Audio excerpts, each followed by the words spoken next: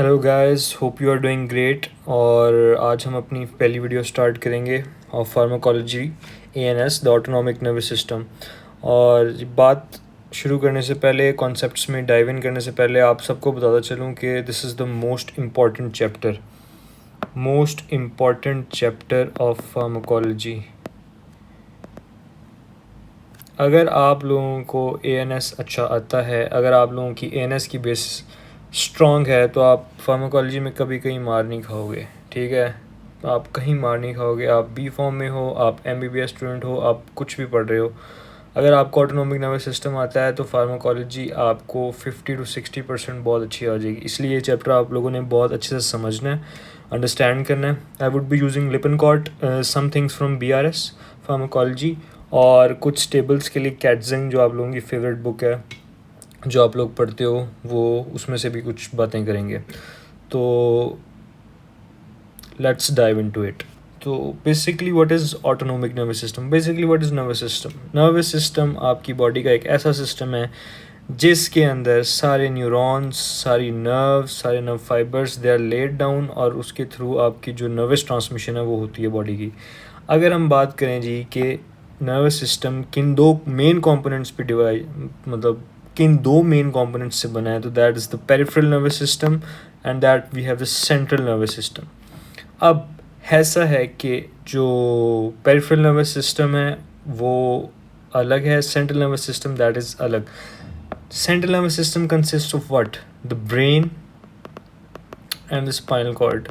ये हम सबको बहुत पहले से पता है, ब्रेन और स्पाइनल कॉर्ड से मेन जो सेंटर में आपका नर्वस सिस्टम्स हैं, जो ब्रेन सेंटर्स हैं, जो नर्वस सिस्टम के सेंटर्स हैं, वो इसमें होते हैं।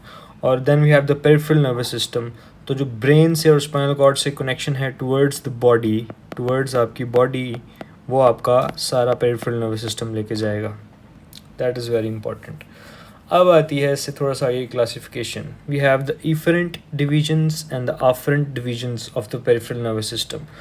तो एनाटॉमी के अंदर, फिजियोलॉजी के अंदर, हर जगह हमने पढ़ा होगा what is efferent and what is afferent. So basically efferent क्या होता है? इफरेंट होता है कि from a specific place we have this neuron that is running, and then we have this synapse where two or no more neurons meet, and then we have this another neuron that is initiating from this synapse and going towards the body systems.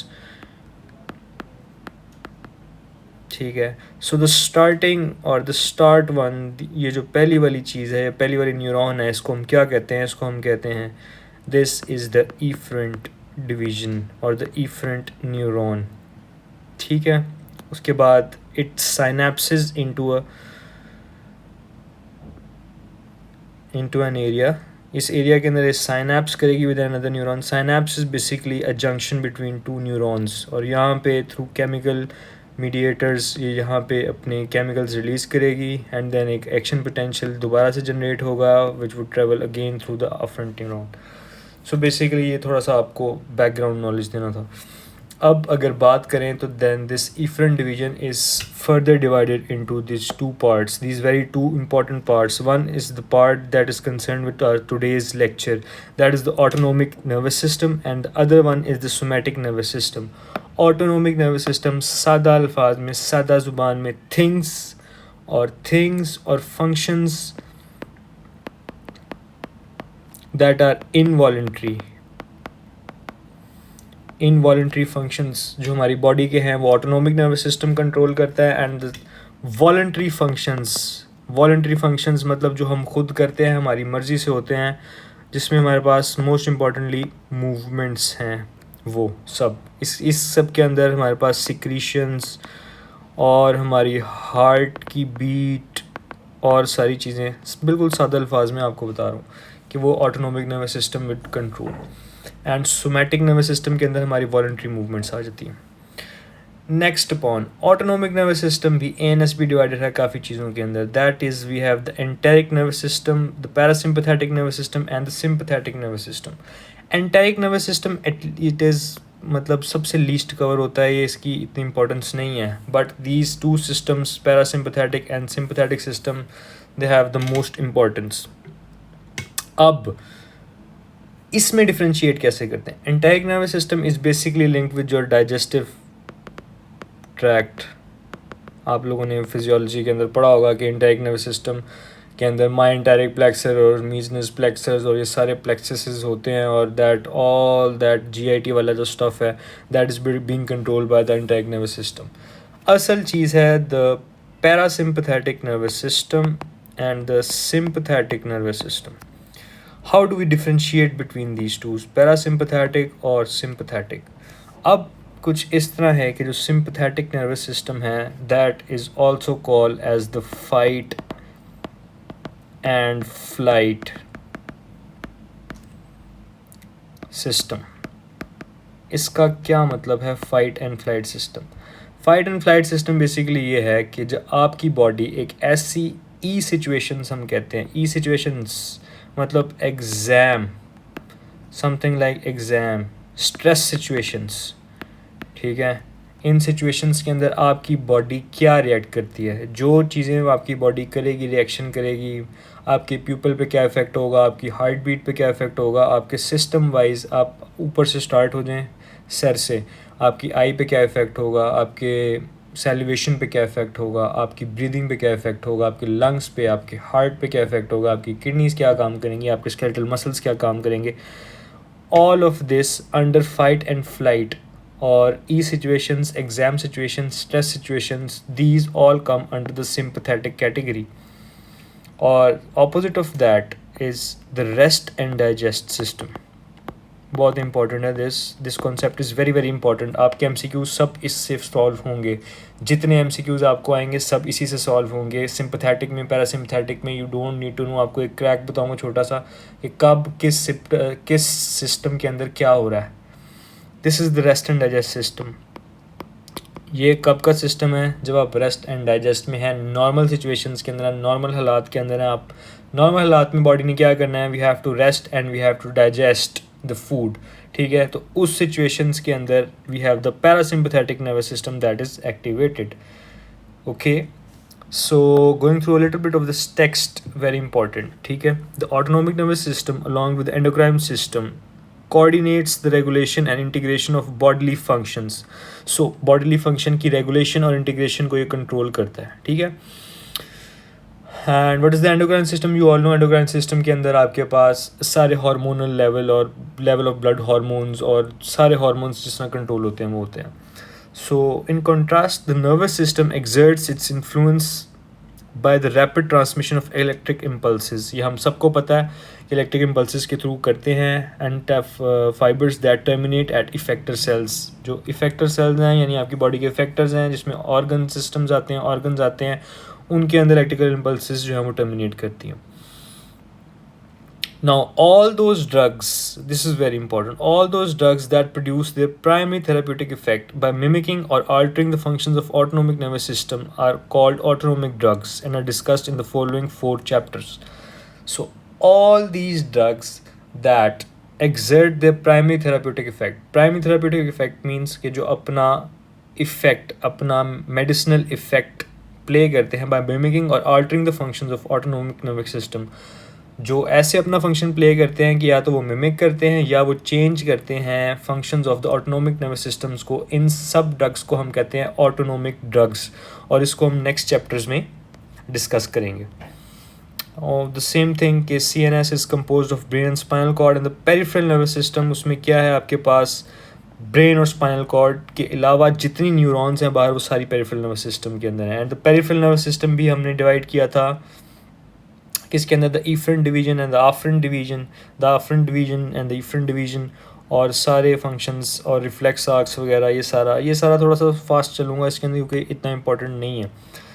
आगे जो important चीज़ है वो थोड़ी आगे है. Now we have the functions divisions within the nervous system. के nervous system के अंदर 2 फंक्शनल डिवीजन्स थी, that was the somatic and the autonomic. अब आएंगे थोड़ी सी इसकी एनाटॉमी के ऊपर which is very very very important. That is efferent neuron, afferent neuron, and the sympathetic neuron, the parasympathetic neurons, and how do they work. So उसके लिए मैं आपको थोड़ा सा आगे लेके जाऊँगा. सबसे पहले there is a beautiful diagram here. Yes, this diagram. You have to understand this diagram. अगर आपको ये diagram आ गई समझ में तो आपको basically क्या procedure चल रहा है अंदर वो समझ आ गया. सबसे basic cheese is this, the somatic nervous system. Somatic nervous system में न्यूरॉन्स की अरेंजमेंट कैसे पड़ी है?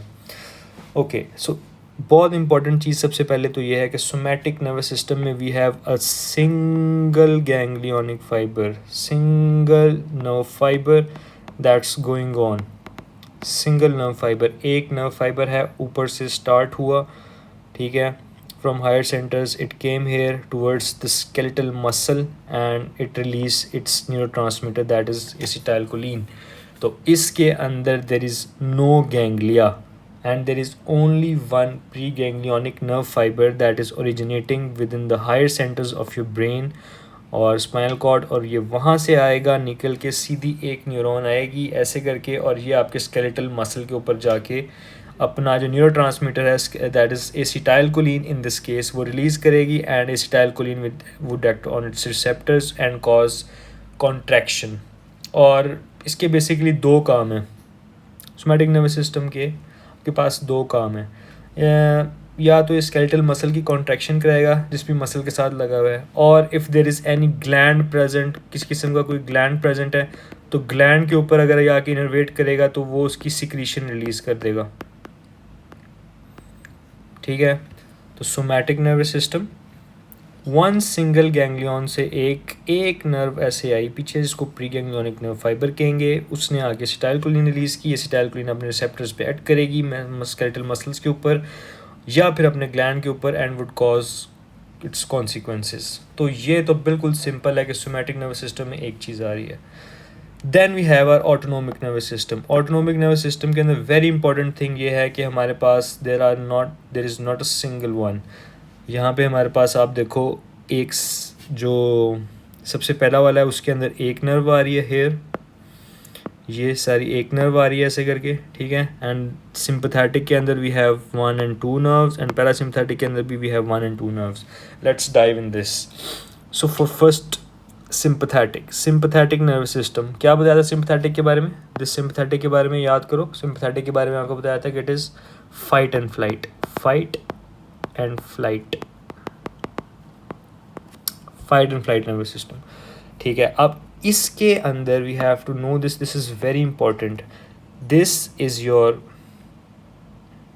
गैंग्लिया हेयर और द साइनैप्स, ये भी साइनैप्स है जहाँ पे दो नर्व्स टर्मिनेट कर रहे हैं, जहाँ पे दो नर्व्स मीट कर रही हैं। So before this synapse the nerve और this nerve is known as the preganglionic, the preganglionic, or we also call this as the presynaptic nerve fiber. This is very important, you have to know this कि synapse से पहले वाली जो चीज़ है that is called the preganglionic or the presynaptic nerve fiber. Then we have this synapse and then we have these receptors present here जिनके ऊपर ये जो मीडिएटर इसने रिलीज़ किया है उस पर थोड़ी सी बात करेंगे। वो इन रिसेप्टर्स पे बाउंड होगा और बाउंड होने के बाद एक एक्शन पोटेंशियल जनरेट होगा दैट वुड ट्रेवल अगेन, और फिर यहाँ पे जाके जो आपके पास एंड वाला लास्ट आपका जो इफेक्टर है neuro effector, that can be muscle, that can be some gland, that can be anything else, ठीक है। जो आपका फाइनल इफेक्टर है वहाँ पे जाके ये जो दूसरी आपके पास न्यूरॉन है जिसको हम क्या कहते हैं, here we have this the post ganglionic और the post synaptic neurons.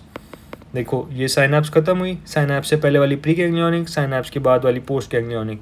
So we have this post ganglionic synapse जिसने आगे यहाँ पे फिर अपना न्यूरोट्रांसमीटर रिलीज़ किया that acts on its receptors, ठीक है। तो that's clear, pre ganglionic and post ganglionic, pre ganglionic and post ganglionic. और जो सोमैटिक में आपको बताया था, सोमैटिक में we had only a one single long pre ganglionic nerve fibre जो कि डायरेक्ट आपकी उसके ऊपर टर्मिनेट होगी। आई होप यहाँ तक बात क्लियर है, और that's very important to be clear, क्योंकि अगर ये क्लियर नहीं है तो फिर आप आगे नहीं समझ सकते। अच्छा जी, नेक्स्ट अब हम बात करेंगे कुछ रिसेप्टर्स के बारे में और कुछ कौन से न्यूरोट्रांसमीटर्स रिलीज़ होते हैं, ठीक है। सो सोमैटिक का आपको बता दिया था कि the only neurotransmitter release here is acetylcholine, now बहुत इंपॉर्टेंट चीज़ वो ये है कि फॉर द प्री सिंपथेटिक और for the sympathetic nervous system, pre गौर से सुन लो, sympathetic or for the parasympathetic nervous system, I'm sorry, sympathetic and parasympathetic nervous system, the first neurotransmitter, जो फर्स्ट गैंग्लियोनिक ट्रांसमीटर जिसको कहते हैं, it would remain the same, वो आपके पास एसीटाइलकोलिन और एसीटाइलकोलिन ही रहेगा। इस पे बहुत सारे एमसीक्यूज आते हैं, इस पे बहुत सारे कॉन्सेप्ट बेस करते हैं, वो हमेशा एसीटाइलकोलिन रहेगा, एसीटाइलकोलिन रहेगा, ठीक है, चाहे पैरासिम्पथेटिक हो चाहे सिंपथेटिक हो। जो फर्स्ट साइनैप्स हैं, जो फर्स्ट गैंग्लियन आपके पास प्रेजेंट है, जो प्री गैंग्लियोनिक न्यूरॉन है, वहाँ से क्या रिलीज़ होगा, वहाँ से एसिटाइलकोलिन रिलीज़ होगा, ठीक है। एसिटाइलकोलिन अपने रिसेप्टर्स पे बाइंड किया and then would move to the next part. अब नेक्स्ट पार्ट पे क्या है, for parasympathetic, for the next part the neuro effector transmitter, और वो न्यूरो ट्रांसमीटर जो कि रिलीज़ होगा, न्यूरो ट्रांसमीटर क्या होता है, that's a chemical substance that is released inside the synapses, synapses के अंदर रिलीज़ होने वाला केमिकल सब्सटेंस है, ठीक है, जो कि यहाँ से इंफॉर्मेशन को यहाँ पे ट्रैवल कराएगा। तो वो क्या है आपके पास, for parasympathetic nervous system that would be acetylcholine, it would remain same, pre पे भी एसिटाइलकोलिन, पोस्ट पे भी एसिटाइलकोलिन, लेकिन सिंपथेटिक के लिए वी हैव प्री पे एसिटाइलकोलिन एंड पोस्ट पे this would change to norepinephrine और एपिनेफ्रिन, जो यहाँ पे एपिनेफ्रिन है और यहाँ पे नॉरएपिनेफ्रिन है। Norepinephrine is the major one, मतलब वो ज़्यादा इंपॉर्टेंट है नॉरएपिनेफ्रिन, एंड ज़्यादा रिलीज़ भी वही होती है नॉरएपिनेफ्रिन, और इसका दूसरा नाम है जो बच्चों को नहीं पता होता, that is adrenaline, adrenaline and noradrenaline. Norepinephrine noradrenaline होती है और एड्रीनालिन जो होती है वो एपिनेफ्रिन होती है, ये चीज़ याद रखनी है। डिफरेंस समझ आ गया। Post ganglionic parasympathetic release what, post ganglionic parasympathetic fibers would release acetylcholine and post ganglionic sympathetic fibers would release norepinephrine. This is very important, hope you get it, ठीक है, ये हो गया। Now there is something else that is known as the sympathetic innervation of the adrenal medulla. What is the adrenal medulla? आपने kidney की anatomy भी पढ़ी है, उसके बाद फिजियोलॉजी भी पढ़ी है, अब आप लोग फार्माकोलॉजी पढ़ें तो ये आपको याद होगा कि जैसे कि किडनी होती है हमारे पास, okay, so my drawing literally sucks, kidney होती है, किडनी के ऊपर ऐसे करके एक टोपी सी होती है, इसका जो स्ट्रक्चर होता है that is what is that is adrenal medulla. Adrenal medulla क्या रिलीज़ करता है, कैटेकोलामीन्स रिलीज़ करता है, डायज़ेपिनेफ्रिन एंड नॉरएपिनेफ्रिन। अब इस मेडुला की भी सप्लाई है, जाहिर सी बात है, इसको इनर्वेशन तो होगी, तो there is this sympathetic innervation, और क्या होता है कि there is a pre ganglionic nerve fibre आप कह सकते हो, ये ऐसे करके आया और ये आके इसने एसिटाइलकोलिन रिलीज़ की, acetylcholine would act on this nicotinic receptor parent on the adrenal medulla, और जब ये आके लग जाएगी यहाँ पे तो इससे क्या होगा, we would release this epinephrine and norepinephrine into the blood, तो नॉरएपिनेफ्रिन और एपिनेफ्रिन ब्लड में रिलीज़ हो जाएगी। मज़ेदार, ठीक है। So this is your sympathetic innervation of adrenal medulla, sympathetic and parasympathetic systems and the somatic systems. बात लग गई समझ में, I guess। थोड़ा सा इनके डिफरेंसेस की बात कर लेंगे। अब नेक्स्ट जो चीज़ है that is there differences, sympathetic और पैरासिम्पथेटिक में आना है आपको, एंड व्हाट्स देयर डिफरेंसेस। सो कहाँ से राइज होता है फ्रॉम द, अगर हम बात करें कि ये सिंपथेटिक और पैरासिम्पथेटिक डिविजन्स कहाँ से राइज होती हैं, so this is very important, very very important. Sympathetic nervous system या इसको थोरैकोलम्बर डिस्चार्ज भी कहते हैं, मतलब कि आपका स्पाइनल कॉर्ड होता है, एनाटॉमी आप लोगों ने पढ़ी है, मेरे से अच्छी आती है आप लोगों को। आपके पास क्या होता है, थोरैकोलम्बर रीजन होता है, थोरैकोलम्बर रीजन, और वहाँ से जो चीज़ डिस्चार्ज होती है that is the sympathetic discharge. वहाँ से आपके सिंपथेटिक जो नर्व फाइबर्स हैं उनके अंदर जो डिस्चार्ज होता है that is the sympathetic discharge from the thoracolumbar area. और अगर इसको कंपेयर करें पैरासिम्पथेटिक से, तो parasympathetic rises from the brain and the sacral area of the spinal cord, which is, that's why it is known as the craniosacral division. This is very very important. Next we have the lengths of these fibres. This is very important again. इस पे कभी कभार MCQ भी आ जाता है. UHS के अंदर भी मुझे याद है कि इसके ऊपर एक आध MCQ आया हुआ है और इट इज़ इम्पॉर्टेंट, आपको पता होना चाहिए. अब देखो वो क्या कह रहा है कि जो सिंपथेटिक नर्वस सिस्टम है उसका जो प्री गैंग्लियोनिक नर्व फाइबर है वो शॉर्ट होता है और जो पोस्ट गैंग्लियोनिक नर्व फाइबर है that is very very long. ठीक है, इसके मुकाबले में इट इज़ लॉन्ग. कौन सा नर्वस सिस्टम है? This is the sympathetic nervous system. और अगर हम पैरासिम्पथेटिक की बात करें तो उसमें थोड़ा सा अपोजिट होता है. उसमें आपका long pre ganglionic nerve fibre होता है and then we have the short post ganglionic fiber. This is for parasympathetic. You need to know this. Okay, location of the ganglia. So ganglia, where are these ganglia located? अब इनके ganglia कहाँ पे located हैं वो आपको पता होना चाहिए. वो मैं आपको एक पिक्चर दिखाऊंगा. So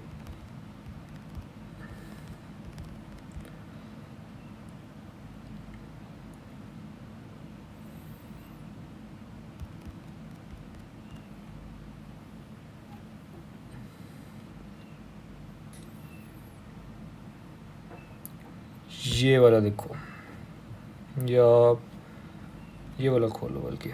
look at this. This is very beautiful.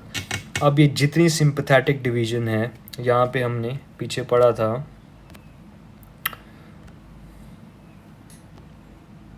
हाँ, यहाँ पे हमने क्या चीज़ पढ़ा था कि अब जितनी आपके पास सिंपथेटिक गैंग्लियाज हैं, all the sympathetic ganglias they are located close to the spinal cord. अब इसमें आप देख सकते हो कि जो सारे गैंग्लिया हैं that of the sympathetic nervous system, ये जो सिंपथेटिक गैंग्लिया की चेन ऑफ गैंग्लिया हैं जिसको I remember prevertebral and paravertebral ये सारे गैंग्लिया कहते हैं. तो ये सब के सब स्पाइनल कॉर्ड के बहुत करीब हैं. ऑन द अदर हैंड जो पैरासिम्पथेटिक डिवीजन है वो कहाँ है? विद इन और नियर द इफेक्टर ऑर्गन्स. अब ये देखो पैरासिम्पथेटिक डिवीजन जो लेफ्ट साइड पे है उसके जितने भी आपके पास सारे के सारे गैंग्लिया हैं that are located inside these और विद इन दीज ऑर्गन्स और near these organs like eye, lacrimal gland, salivary gland, heart के आसपास. तो ये आपको यहाँ पे बताना that was important. Pre ganglionic fibre branching. So how many fibres are present, कितनी ब्रांचिंग प्रेजेंट है पीछे? तो सिंपथेटिक के अंदर दैट इज़ एक्सटेंसिव ब्रांचिंग और पैरासिम्पथेटिक के अंदर मिनिमल. एंड डिस्ट्रीब्यूशन उसकी क्या है? That is wide and limited. मतलब डिस्ट्रीब्यूशन वाइड का मतलब है कि wide over the body, whole over the body they are spread. And parasympathetic have a limited distribution. That is not very important but still for the sake of this table हम कर लेते हैं. Type of response diffuse and discrete. Diffuse मतलब कि response जो है वो diffuse है, that is diffuse over a large area. और डिस्क्रीट का मतलब इट इज़ कट शॉर्ट. ये रिस्पॉन्ड है तो यही रिस्पॉन्स होना है. So we have done this table now and this was not important, this was important. ये हमने बात कर ली है. अच्छा, ये भी एक अच्छी डायग्राम उसने यही बना के दिखाई है. Look all these pre ganglionic nerve fibres, ये सारे. और ये आपके पास पोस्ट है. प्री पे all pre ganglionic nerve fibres पे एसिटाइलकोलिन रिलीज हो रही है. पोस्ट पे सब पे एसिटाइलकोलिन रिलीज हो रही है except for the sympathetic nerve fibre, उस पे नॉरएपिनेफ्रिन रिलीज हो रही है. Now let's talk little about these receptors. और उसके लिए मैं आपको एक पेज खोल लूँ. हाँ, so now let's talk about the receptors. So we have receptors throughout the body. ANS के अंदर हमारे पास throughout the body receptors होते हैं. receptors को हम कैसे classify करते हैं? So receptors are basically of two types. receptors होते क्या हैं basically? receptors they are proteins, ठीक है, और proteins होती हैं present on the cell, on the cell membrane हो सकती हैं, ठीक है, या on the inside the nucleus हो सकती हैं, anywhere in around the body. अब ये करते क्या हैं कि they would basically they are a part of a chemical signal. A chemical signal is release, for example this is neurotransmitter, this is any chemical जो body के एक part में रिलीज़ हुआ, it would go to another part, it would bind to its receptor. ये अगर एक receptor है तो उसके साथ ये बाइंड करेगा and it would make a new physiological change.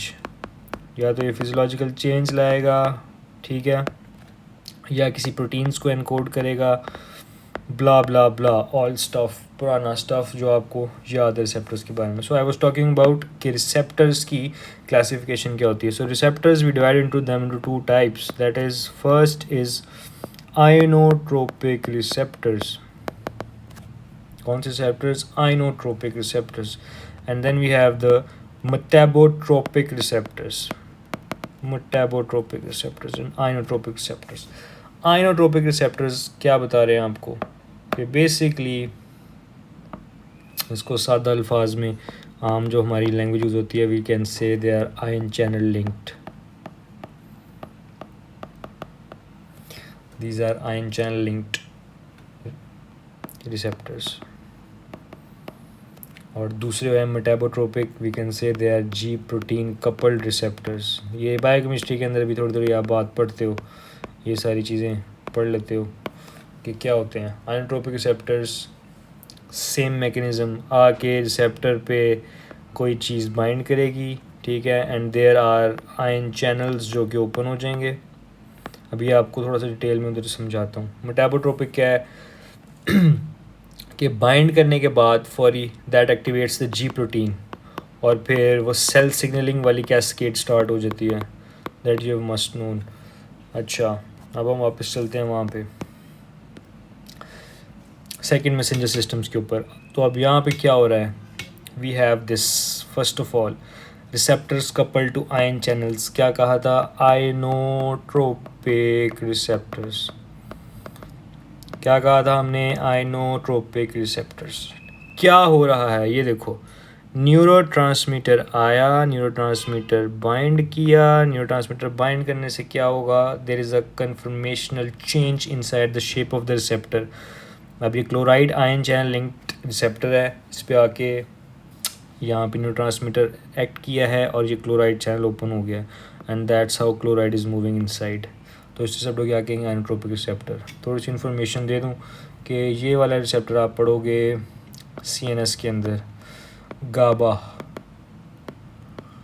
Gauba linked receptors. Okay, तो इस CNS के अंदर पढ़ोगे आप GABA linked receptors that are present like this. उसके बाद receptors that are coupled to adenylyl cyclase और एडिनालाइट साइक्लेज. ये कौन से रिसेप्टर हैं भाई जान? ये रिसेप्टर्स हैं that are linked with the G protein coupled receptors. इसमें क्या हो रहा है? देखो, हार्मोन आके लगा, हार्मोन लगने से क्या हुआ? This is a G protein, transmembranous G protein. इसके अंदर देखो कैसे ये कॉम्प्लेक्सली लिंक्ड एक प्रोटीन है, ठीक है, और इसका ऐसे करके ये रिसेप्टर बार को प्रोड्यूट कर रहा है और दूसरी साइड इसके अंदर है. अब आपके पास इसके अंदर 3 सब यूनिट हैं, that is the alpha, beta and gamma subunit. यहाँ पे आके बाइंड हुआ. बाइंड होने से क्या हुआ जी? बाइंड होने से क्या होगा कि ये एक्टिवेट करेगा एक अपने एंजाइम को. This enzyme is known as adenylate cyclase enzyme, ठीक है. तो ये एडिनाइट साइक्लेज एंजाइम एक्टिवेट होगा, वो क्या करेगा? ATP को साइक्लिक AMP में कन्वर्ट करेगा, and cyclic AMP would go for the protein phosphorylation inside the nucleus, और प्रोटीन सारी फॉस्फोराइलेट होंगी, ठीक है. तो ये आपके पास जी प्रोटीन कपल रिसेप्टर है एक टाइप का, दैट इज़ एडिनाइट साइक्लेज, वो वाली. अब आपके पास जो दूसरा रिसेप्टर है that is link to the, अब ये जो प्रोटीन है दैट वाज GS प्रोटीन. आगे जाके आपको थोड़ा सा प्रोटीन्स के बारे में समझाता हूँ. And this protein is linked with the GQ protein. GQ protein क्या होगी? सेम GQ प्रोटीन वैसे ही होगा, लेकिन GQ protein is linked with phospholipase C. Now phospholipase C does what? यहाँ पे पड़ा होता है PIP2, phosphoinositol dipyruvate phosphate, if I am not wrong, PIP2 is converted by this phospholipase C into diacyl glycerol, and IP3, that is this is DAC and this is IP3, this is DAC, this is IP3, inositol triphosphate. और ये mechanism चलता है. चलने के बाद what happens is protein phosphorylation होती है and calcium increases. Now what does calcium do? यहाँ पे लोग भूल जाते हैं कैल्शियम क्या करता है. याद करो फिजियोलॉजी, अगर आप फिजियोलॉजी में बहुत अच्छे हो, यू डेज फार्माकोलॉजी, ठीक है. तो अब क्या होगा? कैल्शियम क्या करता है? कैल्शियम या तो अपने वो काल मॉडलिन कॉम्प्लेक्स बना लेता है, ठीक ठीक है, इन स्मूथ मसल्स, और फिर कॉन्ट्रैक्शन हो जाती है। या कैल्शियम दो काम करता है, either it would initiate a contraction और it would cause release of neurotransmitter, hormone and other stuff. Superficial सा ओवरव्यू दिया आपको कि how do these receptors work, G protein coupled क्या है, आइनोटोपिक क्या है रिसेप्ट, और जी क्यू प्रोटीन क्या है। ठीक है, सो यहाँ पे हमारा ये वाला चैप्टर जो है वो कंप्लीट हो जाता है। ठीक है, आई होप कि आपको जो बेसिक चीज़ है, बिल्कुल बेसिक, वो पता चल गई होगी। हाँ, एक चीज़ रह गई है, वो मैं आपको बता देता हूँ, that is the adrenergic and the muscarinic and the nicotinic. इनमें क्या हिसाब किताब है, कौन से रिसेप्टर्स हैं ये, ठीक है, और इन किस पे क्या लगता है, यहीं पे बताता हूँ। So we have these two types of receptors, that is muscarinic, then we have is this adrenergic। ये अगली वीडियोस में थोड़ा डिटेल में बताऊंगा, अभी ज़रा सुपरफिशियल नॉलेज आपको दे दूँ। मस्क्रीनिक, एड्रेनर्जिक, ठीक है। अब muscarinic receptors are those receptors कि जिनके ऊपर एसिटाइलकोलिन वुड एक्ट। क्या एक्ट करेगी इनके ऊपर, एसिटाइलकोलिन, मस्क्रीनिक रिसेप्टर्स के ऊपर एसिटाइलकोलिन एक्ट करेगी। ठीक है, इसी के एग्जांपल पे एक दूसरा रिसेप्टर होते हैं, that are the nicotinic receptors. ठीक है, अब एक्ट इन पे भी इंसुलिन इंसुलिन कह रहा हूँ, एसिटाइलकोलिन करेगी, acetylcholine would act. So what's the difference, दोनों रिसेप्टर्स हैं मस्क्रीनिक एंड निकोटिनिक, क्या डिफरेंस है इनके अंदर, दोनों पे एसिटाइलकोलिन एक्ट करेगी। बहुत आसान चीज़ है, muscarinic receptors are ion channel linked, muscarinic chapters are G protein link coupled. ठीक है, so these receptors are G protein coupled, वही सारा मैकेनिज्म होगा। एसिटाइलकोलिन के ऐड करेगी, G protein would be activated and then enzyme would be activated and then the subsequent processes would occur. Nicotinic is the nicotinic receptors. Nicotinic receptors, what are these? These receptors are ion channel linked. कौन से, ion channel linked receptors। इस पे ये होगा कि acetylcholine would act on its receptor and then ion channel open हो जाएगा। Ion channel open होने से आयन्स अंदर आएंगे, डिपोलराइजेशन होगी और एक्शन पोटेंशियल चल जाएगा। दिस इज, उसके बाद ऑपोजिट हमने जो बात की थी, दैट इज एड्रीनर्जिक। एड्रीनर्जिक क्या है, एड्रीनर्जिक यहाँ पे एसिटाइलकोलिन एक्ट करेगी, तो एड्रीनर्जिक पे हमारे पास बचा नॉरएपिनेफ्रिन एंड एपिनेफ्रिन, ये दो चीज़ें ऐड करेंगी। ठीक है, एड्रीनर्जिक रिसेप्टर्स पे ये ऐड करेंगे। अब थोड़ी सी लास्ट बात करेंगे, थोड़ी सी, ताकि आगे के लिए आसानी पड़े, मतलब आप जब समझ नहीं आओ तो आसानी से समझ लो। मस्क्रीनिक रिसेप्टर्स की टाइप बता देता हूँ यहाँ पे। ठीक है, मस्क्रीनिक रिसेप्टर्स बेसिकली आपके पास 3 टाइप्स होते हैं, M1, M2 and we have this M3 receptors. ठीक है, एंड निकोटिनिक रिसेप्टर्स की we have NM, MNG, 2 types of these receptors। Adrenergic receptors, adrenergic में क्या है जी, एड्रीनर्जिक के अंदर we have first 2 broad categories, that is the alpha receptors and the beta receptors. Alpha के अंदर अल्फा 1 प्लस अल्फा 2, 2 तरह के रिसेप्टर्स होते हैं। बीटा के अंदर we have beta 1, beta 2 and in some pharmacology literature we also have this beta 3 receptors. This is very important to know, ये आगे बताऊंगा। और ये आखिरी चीज़ जो आज की बात है, वो इस वीडियो की लंबी हो गई थोड़ी सी, लेकिन इस वीडियो की जो सबसे इम्पॉर्टेंट चीज़ है वो ये है कि वी हैव टू नो, हमें क्या पता होना चाहिए फॉर MCQs, फॉर एवरीथिंग। हमें पता होगा, फार्माकोलॉजी इसके बगैर नहीं चलेगी। अभी मेन में फार्माकोलॉजी के अंदर एंटर नहीं हुआ, फार्माकोलॉजी इसके बगैर नहीं चलेगी। We have to know location, ये रिसेप्टर कहाँ लोकेशंस हैं इनकी, कहाँ लगे हुए हैं। ठीक है, एंड देन इनके अंदर किस मैकेनिज़्म से एक्ट कर रहे हैं ये नेक्स्ट वीडियो में इंशाल्लाह रिसेप्टर की वीडियोस पे आपको बताऊंगा किन मैकेनिज़म्स पे ये एक्ट कर रहे हैं। लोकेशन क्या है, then we have the mechanisms, किन मैकेनिज़म्स पे एक्ट कर रहे हैं। ठीक है, और फिर इनका फंक्शन क्या है, क्या कर रहे हैं। ठीक है, ये आपको ज़रूर पता होना चाहिए। और फिर हम ये इसी तरह ऐड करेंगे कि मस्क्रीनिक एगनिस्ट और एंटागनिस्ट पे जाएंगे। जो मस्क्रीनिक एगनिस्ट हैं वो क्या काम करें, एंटागनिस्ट उनके ऑपोजिट काम करें, निकोटीन क्या करें, एड्रेनर्जिक क्या करें, और लोकेशंस क्या हैं। ठीक है।